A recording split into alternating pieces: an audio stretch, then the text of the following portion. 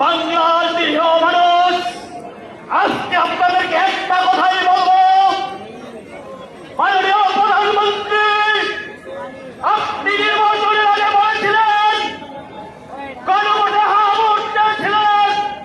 আজকে এই গণভোটের হা ভোটটি আপনি গরিবসী করছেন।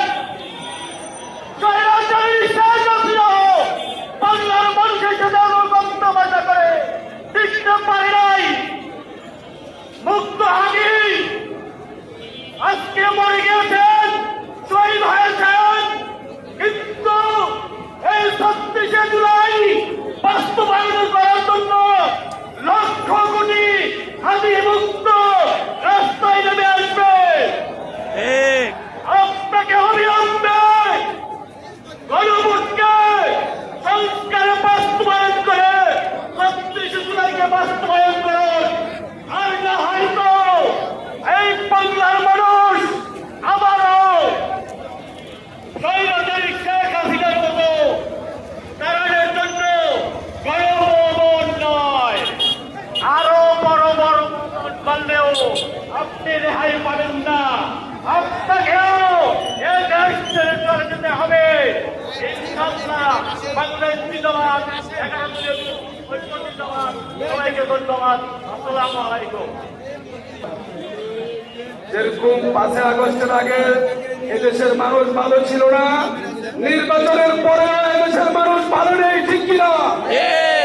তবে ফ্যাসিস্ট সরকার যেভাবে বাংলাদেশ থেকে পলায়ন করেছে, এখন বর্তমান সরকারও সেভাবে পলায়ন করার জন্য তাদের কার্যক্রম শুরু করে দিয়েছে। এই সমস্ত কার্যক্রম করে বাংলার মানুষের হৃদয় বিজয় করা যাবে না, যাবে না, যাবে না। পরিষ্কার ভাষায় বলে দিতে চাই, যারা এই উপদেষ্টা বলছেন তার আছে, অন্যদিকে মানুষকে হয়রানি করছে, গাড়ির বড় বড় সারি এবং লাইন করে মানুষ রাস্তায় পড়ে রয়েছে। এ ধরনের তামাশা করলে ক্ষমতার মস্তকে থাকা যাবে না, যাবে না, যাবে না। সংগ্রামী ভাই এবং বন্ধুগণ, আজকের এই বিশাল বিক্ষোভ সমাবেশ এবং মিছিলে এত দ্রুত আমাদের রাজপথে নেমে আসতে হবে আমরা কল্পনাও করতে পারি নাই।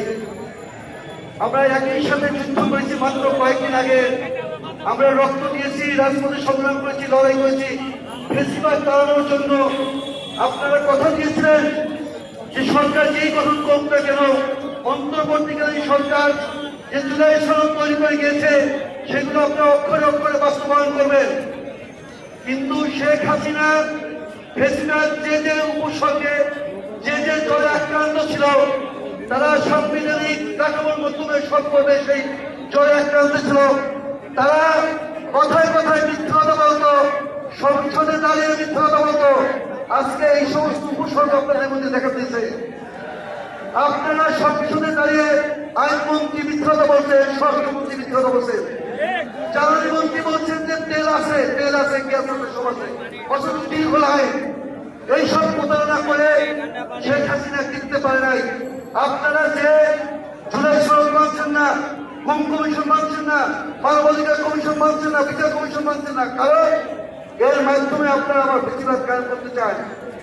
শেখ হাসিনা যে এই ভাইরাসে যে এইচএস সামাল করতেছিল, সব উপসর্গ আপনাদের মধ্যে আছে। এত দ্রুত এই এইচ কিভাবে আপনাদের মধ্যে সংক্রামিত হলো আমি বুঝতে পারছি না।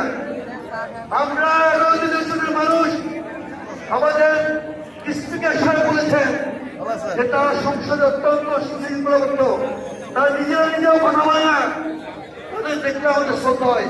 অতএব আপনি এই যে স্বীকৃতি, আমরা সেই স্বীকৃতি নিয়েই রাজনীতি আছি। অতএব এই এইচটা তারা না ছড়ান, তাহলে কিন্তু এইচের চিকিৎসা নিজেরা না করলে সাধারণ জনগণ এইচের চিকিৎসা করে যাবে। সবাইকে ধন্যবাদ। আসসালামু আলাইকুম।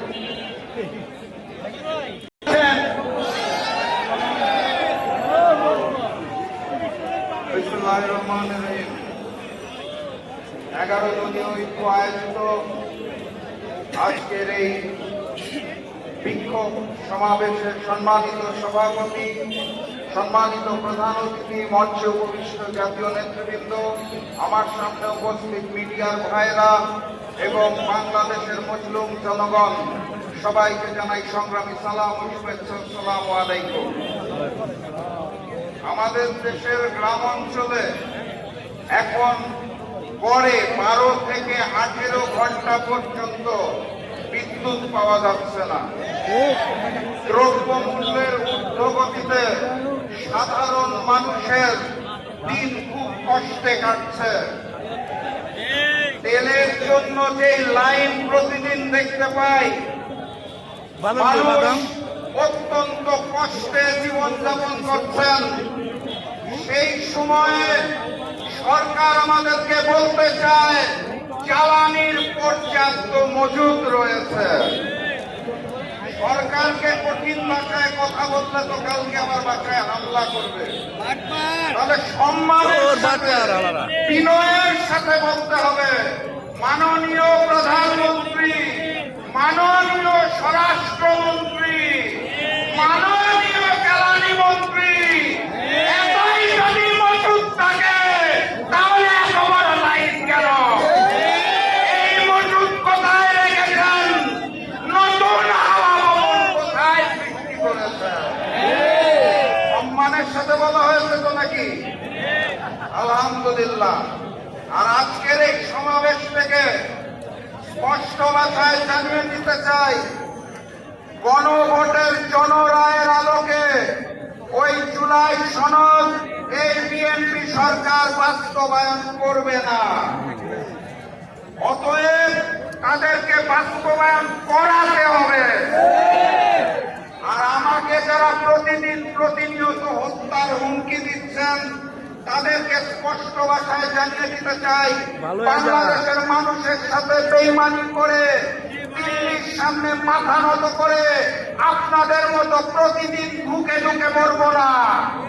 আল্লাহ নির্ধারিত সময়ে মৃত্যুবরণ করব, তার আগে পর্যন্ত ইনসাফের জন্য লড়বো ইনশাআল্লাহ। সবাই লড়াইয়ে প্রস্তুত আছেন? আগামী লড়াইয়ের প্রস্তুতি আছে?